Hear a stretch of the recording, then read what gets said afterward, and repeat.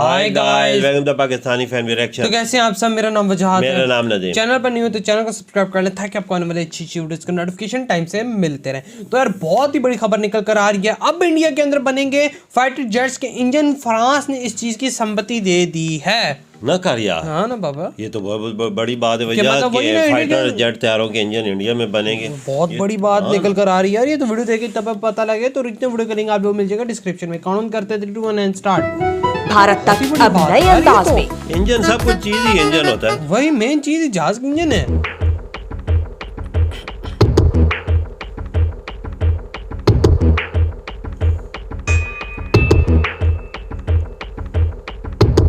France की एक बड़ी कंपनी जल्द ही भारत में विमानों के इंजन बनाने के लिए भारत आ रही है। इस बात का खुलासा खुद रक्षा मंत्री राजनाथ सिंह ने किया है। शनिवार को फिक्की के वार्षिक सम्मेलन को संबोधित करते हुए रक्षा मंत्री ने कहा कि एक दिन पहले ही भारत आई फ्रांस की रक्षा मंत्री ने इस बात की तस्दीक की है।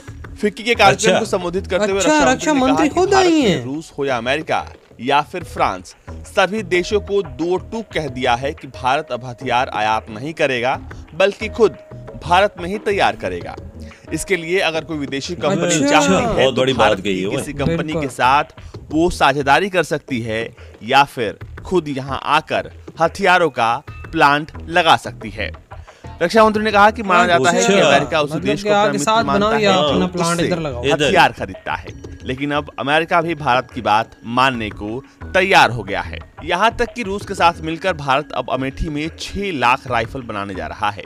रूस के साथ AK-203 राइफल्स का ये कुल करार 5000 करोड़ का है। जब फ्रांस की रक्षा मंत्री फ्लोरेंस पारिल भारत के दौरे पर आई थी और उनसे मुलाकात की थी तो उन्होंने इस बात की तस्दीक की थी कि एक बड़ी फ्रेंच कंपनी भारत में एरोस्पेस इंजन बनाने के लिए तैयार हो गई है। अच्छा, आपको बता दें कि जब रक्षा मंत्री राजनाथ सिंह राफेल लड़ाकू विमानों की पहली खेप लेने फ्रांस गए थे तो उस दौरान पेरिस के करीब साफरान नाम की एक कंपनी के प्लांट में भी गए थे जो दुनिया भर में एरोस्पेस इंजन निर्माण के लिए जानी जाती है। ऐसे में जब रक्षा मंत्री ने खुद इस बात का ऐलान कर दिया है तो लोग कह रहे हैं कि हो सकता है वही कंपनी आ रही है नहीं भारत के साथ काम करने के लिए हामी भरी हो। सुनिए रक्षा मंत्री राजनाथ सिंह ने क्या ये खींच के ले हमारे देश के बहादुर सेना के जवानों ने हमारे पड़ोसी, नाम लेना उचित नहीं है, हमारे पड़ोसी की सेना 93,000 जवानों को समर्पण करना पड़ा भारत की सेना के समक्ष। पाकिस्तान का ही नाम ले रहे हैं। बिल्कुल। यदि हम बदनीयत होते, यदि हमारी नीयत यदि ठीक न होती तो हम उसकी जमीन पर भी कब्जा कर सकते थे और वहां पर अपनी हुकूमत भी स्थापित कर सकते थे, लेकिन ये हमारे चरित्र में नहीं था, ये हमने नहीं किया। यह है भारत का चरित्र। बिल्कुल सही बात की, बात में दम है भाई, है ना। लेकिन भगवान ने हमें बहुत पावर में था। ऐसे भी पड़ोसी दे दिए हैं, एक ही पड़ोसी नहीं, कुछ नाम लेने की जरूरत नहीं है, जो कि भारत की हस्ती और हैसियत दोनों को देखकर कुछ अच्छा नहीं महसूस करते हैं। भाई अपनी भी हस्ती हैसियत ऐसी बना लो, जलने की जरूरत ही ना पड़े। ये क्या भाई, ये बड़ी बात से पैदा हुआ है, तब से भारत के प्रगति को देखकर इतना चिंतित होता है, इतना चिंतित होता है, इतना परेशान होता है कि उसकी सेहत दुबली होती जा रही है। और हमारे यहां एक कहावत है कि पड़ोसी अपने गम से कम बल्कि पड़ोसी की खुशी देखकर ज्यादा दुखी रहते हैं। ये सही बात बोली है भाई। वेस्टर्न सेक्टर का जो पड़ोसी है उसकी स्थिति है ये, और एक दूसरा पड़ोसी भी है,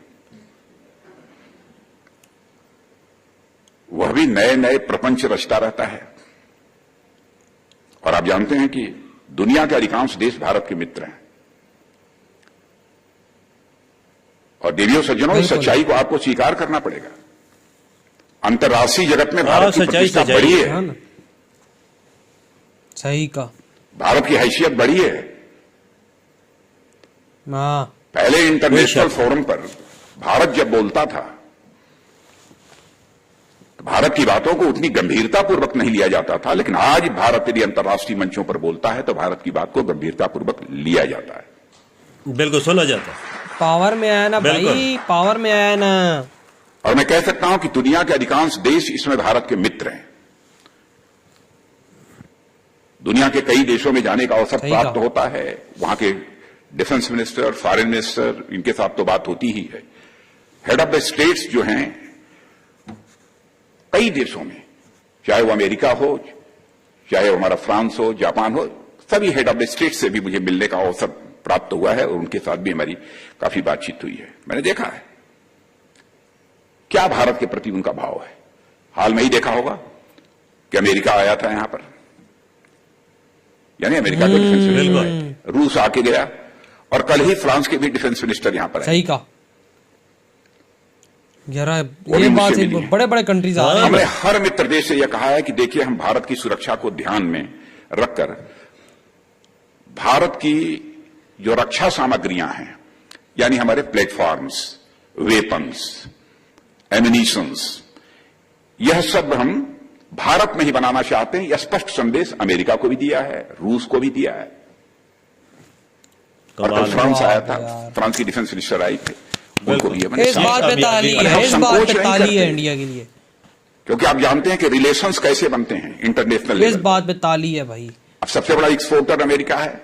अमेरिका भी चाहता है कि हम जो भी वेपन्स तैयार करते हैं, दुनिया का जो देश हमारे वेपन्स को परचेज करेगा वही हमारा मित्र है।